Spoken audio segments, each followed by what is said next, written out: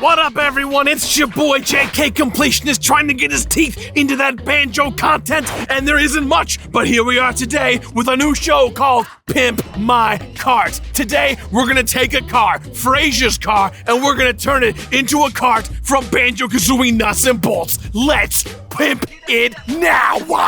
All right, Frasier just got to work, but what he doesn't know is that today we are gonna be pimping his car into a cart. Let's go! Yo! Yo! What's up, my boy Frasier? Welcome to Pimp My Cart. We are turning your car and turning it into a cart, nuts and bolts style. No. Yes, don't. It's happening. Don't even worry. It's all paid for. I got you. We're doing it. Don't it's gonna touch be my sick. car. Please don't touch my car. It already doesn't work that well. Please just don't pick it up. We're gonna make it better. We're gonna put everything in it. It's gonna be sick. Get ready. Let's go. He's ready. I'm ready. You're ready. We are ready to pimp this car into a cart. I love Banjo Kazooie. The original is one of my favorite games of all time, and while that lovable bear and his best bird buddy don't have as many games as other iconic video game mascots like Sonic or Mario, they have a very special place in my heart. And those other characters have gotten to branch out into other genres like sports games and racing games, so it only seems fair that Banjo and Kazooie get in on the action. In fact, the third console game in the series revolves entirely around building vehicles and then using them to compete in a series of challenges, which is a pretty sharp departure from the platforming adventure shenanigans of Banjo-Kazooie and its sequel, Banjo-Tooie. It's been a long time coming, but today we'll find out if it all paid off in the end when I complete Banjo-Kazooie Nuts and Bolts. Here comes a new challenger! Yeah. Danger!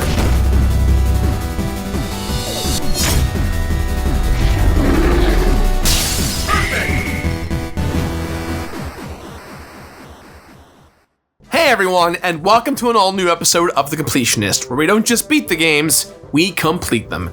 Today, I'm taking a look at a game that I kinda can't believe I've never played on the show before.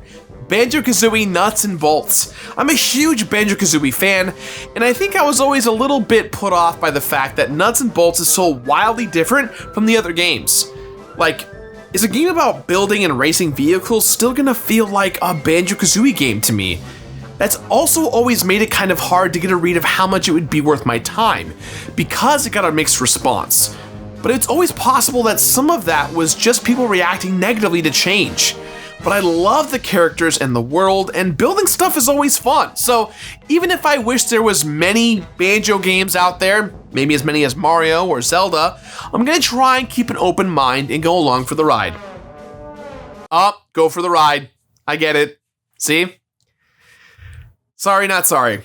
Let's just jump into it. The Banjo games have always had a healthy dose of self-awareness, and Nuts and Bolts is no different. It's fully conscious of how weird it is compared to the previous games, and it uses that awareness to set up its basic world and premise. Picking up 8 long years after Banjo-Tooie, our heroes have let themselves go after defeating their arch-nemesis, the evil witch Gruntilda. It's a pretty funny explanation for why Banjo and Kazooie can't do their moves from the previous games. And then it gets even weirder when L.O.G shows up. L.O.G literally stands for Lord of Games, and he's a meta-dimensional being that literally runs a video game factory. He interrupts a long overdue rematch between our heroes and Gruntilda's severed head, and sets up a series of challenges for them in order to resolve the conflict once and for all. Alright, so overall, this is a pretty funny concept, and if you're going to deviate wildly from the previous installments of the series, going meta like this is a clever way to do it. It gives an in-universe explanation for why Nuts and Bolts isn't anything like the other Banjo-Kazooie games. And for the record, it's really nothing like those other games. Almost everything in Nuts and Bolts revolves around vehicles. There's a tiny bit of time spent on foot,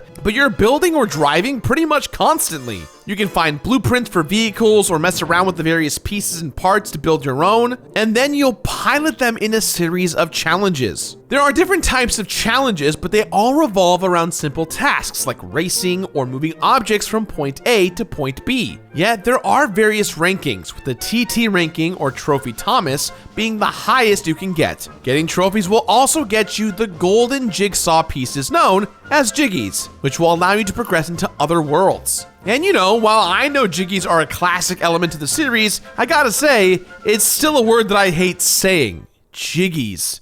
It just kind of sounds gross. Anyways, getting all those Jiggies is gonna be the most substantial part of completing this game. There's other stuff too to find, like Jinjos and Minjos, both of which sound almost as offensive as Jiggies. But having that stuff around is also comforting. It makes Nuts and Bolts feel more like a Banjo Kazooie game, even when the gameplay doesn't. There's also a more direct link to the earlier games, with a system known as Stop and Swap, which lets your actions in one game of the series unlock stuff in future games. Which means I'll have to use the Xbox Live arcade versions of the original games to unlock stuff in Nuts and Bolts. And fortunately for you longtime fans of the show, I've completed both games. So, that's already done. There are also some online multiplayer achievements that I am slightly worried about, but assuming everything functions properly to this day, it should be fine. At the end of the day, I hope I will come out of this experience with my love for Banjo and Kazooie intact. I just am so scared of Nuts and Bolts. I love the bear and the bird so much, and I've never played this game before, so I'm really, really scared.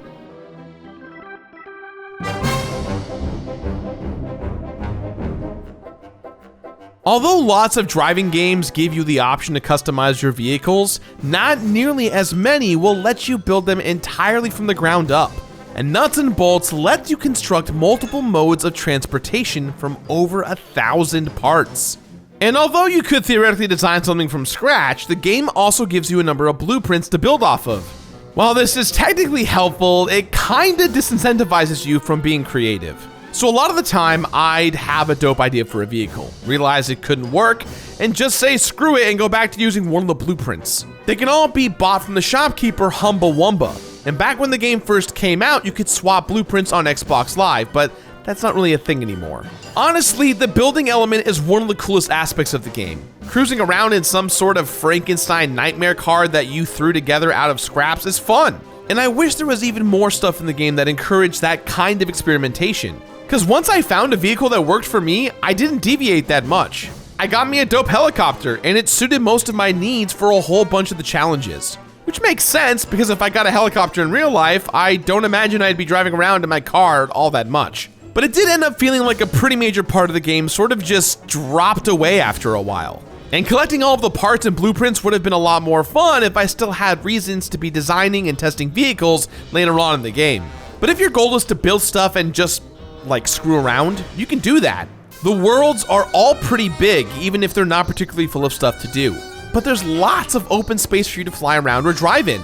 Yet, I can't stop imagining if the building elements have been integrated with some sort of old school Banjo-Kazooie platforming, with construction of all kinds of wacky stuff and not just vehicles. I'm trying to imagine how I'd be reacting to this game if it hadn't been set in the world of Banjo-Kazooie. And I think I'd be very into how involved vehicle construction can be. This very easily could have been just another racing game starring a recognizable character, but it's the building that makes it more than that. I bet Mario doesn't build his own carts from scratch. He's too busy, I don't know, playing tennis or something, trying to keep his no-good brother from getting killed by ghosts.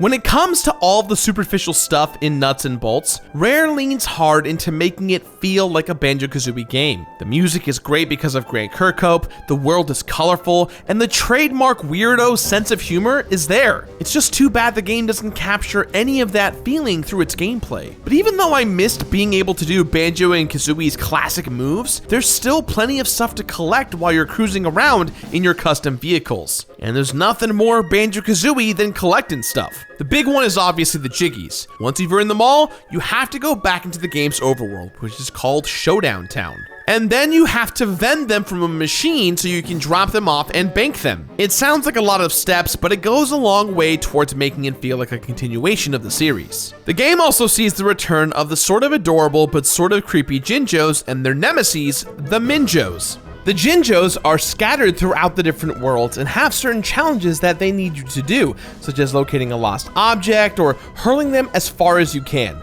Finding these little dudes gets a lot easier once you get the Specco Spy gadget for your vehicle, which makes these adorable little criminals actually show up on your map. Completing these challenges provides you with the Jinjo token that you can then turn into King Jingling's bingo game. Here, you can unlock different car parts and earn more music notes that you can spend on even more car parts. Seeing all of those familiar faces from the other games was great, but it was also kind of a reminder that Nuts and Bolts' connections to the Banjo Kazooie series is only skin deep. It looks like a Banjo Kazooie game, and thanks to the dope score by the wonderful Grant Kirkhope, it sounds like one too. When it comes to the gameplay, it just isn't the Banjo and Kazooie that I know and love. Which isn't to say that a series shouldn't be allowed to change. The idea of bringing vehicles and building mechanics into these games is honestly really dope, but instead of being integrated into the series, those new ideas came in and took over completely. Essentially, Nuts and Bolts feels like it needs to be either more like the other Banjo-Kazooie games or less like them. Instead, it's caught right in the middle. And while I love the idea that our heroes lost their movesets because they've been sitting around doing nothing for 8 years, it would have been way more satisfying to see them get their groove back. There's a gym where you can have them train up and start getting back to their old selves, but it never pays off because they still pretty much spend the whole game behind the wheel anyway. Even the game's biggest connection to the previous installments, the stop and swap system, feels a little incomplete. Now you can go into the Xbox Live Arcade versions of Banjo-Kazooie and Threeie to unlock the new stuff for Nuts and Bolts, but it's clear that they had bigger plans for this idea than they ever got to implement. And that's too bad, because the basic concept of unlocking stuff in later installments of a series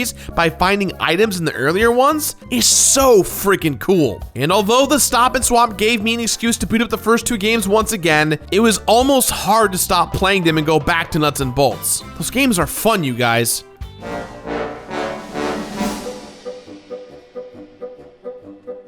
While the building elements are fun early on, and I loved the music and the world of the game, a game like Banjo-Kazooie Nuts and Bolts is really gonna live or die on one thing and one thing only: the driving. So there's a wide range of crazy conveyances you can assemble and ride around in, but it's all going to come down to how those vehicles control and how it feels to play through the game's numerous challenges. That's part of the problem with the fact that the series hitched its wagon to vehicular mayhem, pun intended. There's no classic platforming to fall back on if you get tired of driving, and I live in LA, so I'm pretty much always tired of driving. There are nearly 100 challenges in Nuts and Bolts, though they all fit into a few categories. And they're really fun at the beginning of the game as you're settling into a groove and figuring out what your hodgepodge helicopter or slapdash motorcycle is capable of. But then the fun kind of stalls out, pun very much intended this time. As you make your way through the game's 6 worlds, it becomes clear that you've already seen most of what it has to offer a few hours in. So these worlds are sizable, but all feel kind of similar to each other, and the challenges start to blur together, which is a bummer when there are so many of them. I think the biggest problem, at least from a completionist standpoint, is the difficulty curve, or rather, the lack of one. Getting the highest trophy rank on every challenge feels pretty much the same. There are 2 or 3 that are a little bit harder, but almost all of them only required 1 or 2 tries once I found my preferred mode of transportation. But racing is a tried and true video game format that's hard to mess up, right? Well, yeah, kind of. The multiplayer matches we set up in the office to get the multiplayer achievements were honestly pretty fun, but the controls for the vehicles are just okay. And it's not like there's a bunch of people online looking to jump into a game of Banjo-Kazooie Nuts and Bolts in 2019. But there's honestly the foundation of a really solid racing game here. And the other challenges, like the battles against Gruntilda or the ones where you've got to blast a series of targets, are kind of neat until they start to get repetitive. Now that's fixed a little bit in the DLC, L.O.G's Lost Challenges, which ramps up the difficulty a little bit and has some pretty fun stuff, but nothing that's gonna drastically alter the game structure. I probably had the most fun when I was cleaning up some of the extra achievements. Doing the multiplayer matches was a good change of pace, and there are some funny one-off achievements, like the one where you have to reach max speed using the fewest parts possible. Even just driving around hunting for the game's currency, music notes, felt more and more like the Banjo and Kazooie that I knew and love than most of the challenges in the game did. So yes, change is sometimes good. And change is sometimes scary, and I don't want to be the guy who freaks out when a series deviates from what I'm used to. But I also want to know that when I come back to a new installment, the things that made me love it in the first place will still be there. Because completing the first 2 Banjo games are a breeze, and this one felt a little bit like work. But at least Banjo and Kazooie are now finally in Super Smash Bros. I just wish completing Nuts and Bolts made me react the same way that I did when I heard the announcement. It happened! Let's go! Yeah!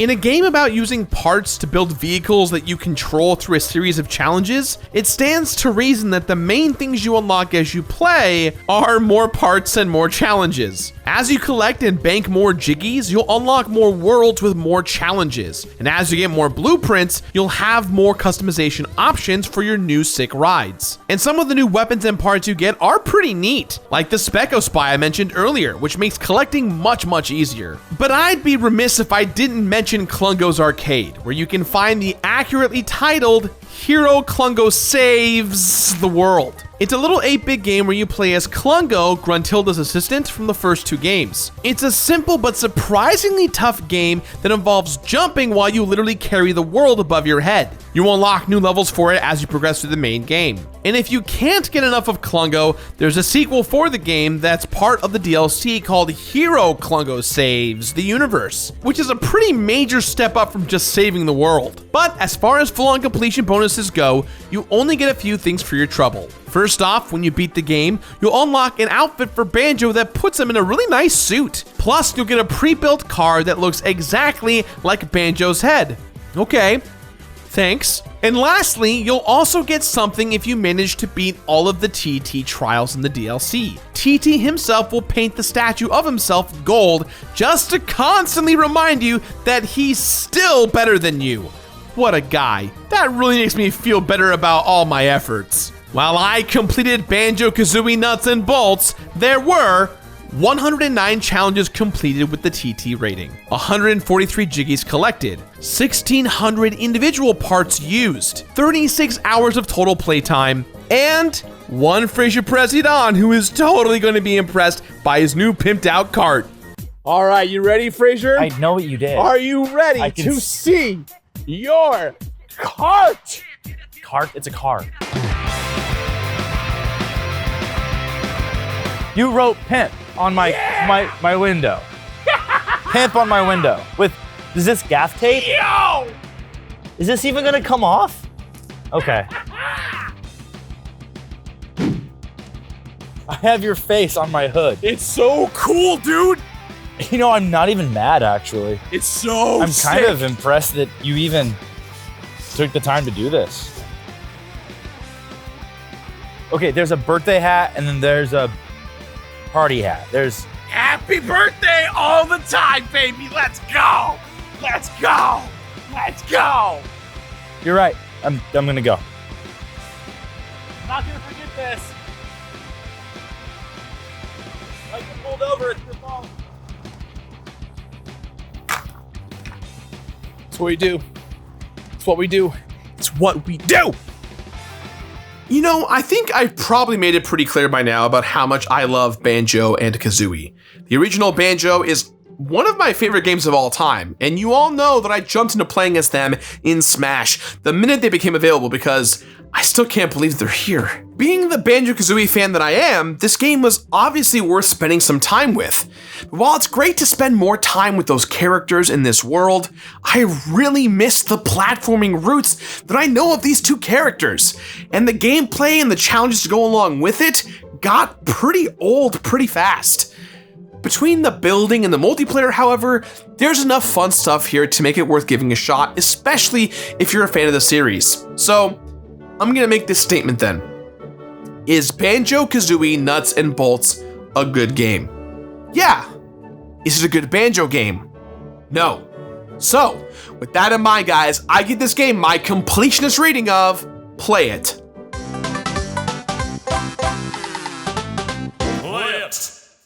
that's all time we have for today, guys. So please, as always, let me know what you thought of today's episode somewhere on the internet. And hey, if you are obsessed with Banjo Kazooie right now and you want some more good Banjo content, you can head over to Did You Know Gaming, as I just voiced the most recent episode on Banjo Kazooie. You can click or tap that right here on screen, or click the link in the description box down below. Guys, I've been Troy the Completionist, and I'll see you next week for the brand new episode. Bye bye.